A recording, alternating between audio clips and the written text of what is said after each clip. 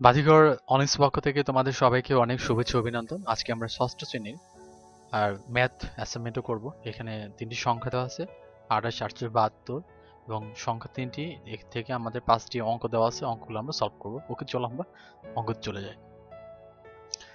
এইবার আসি আমরা 1 নম্বর কোশ্চেন, যে মৌলিক সংখ্যা কাকে বলে। 1 হতে বৃহত্তম যে সকল সংখ্যার 1 এবং ওই সংখ্যা ছাড়া কোনো গুণনীয়ক নেই তাতে মৌলিক সংখ্যা বলে। তো আমরা জানি কি যে একটা সংখ্যাকে ভাঙলে এবং সেই সংখ্যা এবং সহ এবং 1 ছাড়া অন্য কোনো সংখ্যা পাওয়া যায় না, তবে সেই সংখ্যাগুলোকে মৌলিক সংখ্যা বলে।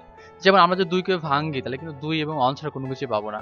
এখন আমাদের আরেকটা রিকোয়ারমেন্ট ছিল যে কোশ্চেন 1 থেকে 72 পর্যন্ত মৌলিক সংখ্যাগুলো নিরূপ করো। তো আমরা এখান থেকে 1 থেকে 72 পর্যন্ত এখানে সংখ্যাগুলো বসাই দিলাম।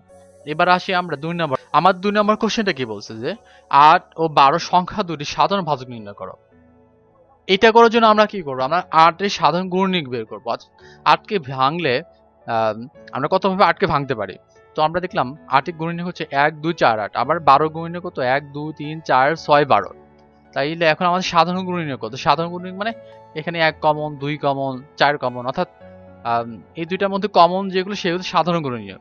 অতএব 8 12 সংখ্যাটির সাধারণ ভাজক হলো 4। এবার আসি আমরা গ নম্বর কোশ্চেন বলছে যে মৌলিক গুণনীয়কের সাহায্যে সংখ্যা তিনটি বৃহত্তম সাধারণ গুণনীয়ক নির্ণয় করো। তো গ নম্বর করার জন্য আমরা কি করব, আমরা 28 কেই আমরা এটার গুণনীয়ক বের করে নিলাম। 2 গুণন 2 গুণন 7, 48 এর গুণনীয়ক বের করলাম। 2 গুণন 2 গুণন 2 গুণন 3, 72 এর গুণনীয়ক বের করলাম। অতএব সংখ্যা তিনটির সাধারণ মৌলিক গুণনীয়ক হচ্ছে 2 গুণন 2, অর্থাৎ এখানে 2 কমন, এখানে 2 কমন, এই জন্য 2 গুণন 2। তাহলে সংখ্যা তিনটি বৃহত্তম সাধারণ গুণনীয়ক 2 গুণন 2 4 অ্যান্সার। এবার ঘ নম্বর কোশ্চেনটা যে ইউক্লিডের প্রক্রিয়ার সংখ্যা থেকে ন্যূনতম সাধারণ গুণিতক নির্ণয় করো। তো এইটা করার জন্য আমাদের এভাবে ইউক্লিডের প্রক্রিয়ায় আমাদের লসাগুটা বের করে নিতে হবে, গুণিতক বের করতে হবে। তো আমরা পেলাম 2 দিয়ে দিলাম, 14 দুগুণে 28, 14 দুগুণে 48, 14 দুগুণে 72, 7 দুগুণে 14, 6 দুগুণে 12 দুগুণে 24, 18 দুগুণে 36, আবার 3 দিয়ে দিলাম, 7 এর মধ্যে 7 থাকলো 3। তাহলে আমাদের কথা যে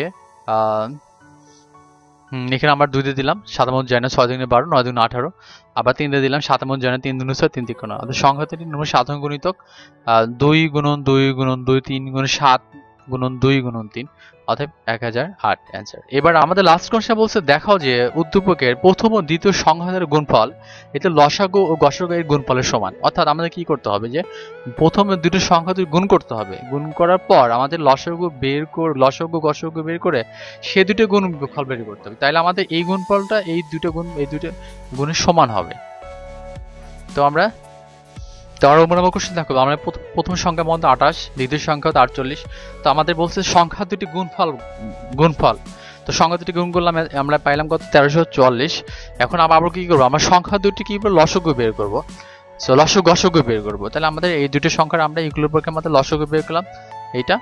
এবার 28 আমি কি করবো, 28 আমাদের 28 গুণনীয়ক বের করবা।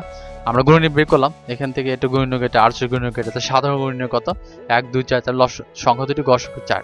মানে এখানে কিন্তু আমরা দেখো, এখানে কিন্তু 28 এবং 48 সংখ্যা দুটি আমরা কি পেলাম, এখানে সংখ্যা দুটি আমরা লসাগু বের করলাম, আর এখানে পেলাম হচ্ছে গসাগু 4। তাহলে আমাদের এখন 336 আর 4 গুণ করতে হবে। তাহলে সংখ্যা দুটি লসাগু গসাগুর গুণফল, এটা গুণ এটা তুমি এত। তাহলে আমাদের দেখো এখন প্রথম যে আমরা সংখ্যা দুটির গুণফল বের করছিলাম মানে 1344, এখন দেখো কিন্তু যে ওই গুণফল আর কিন্তু যে সংখ্যা দুটি, এই যে সংখ্যা দুটি লসাগু গসাগু গুণফল কিন্তু এত মানে সমান। অর্থাৎ প্রথম ও দ্বিতীয় সংখ্যার গুণফল লসাগু গসাগু গুণফলের সমান। ওকে, দ্যাটস অ্যান্সার। আমার ভিডিও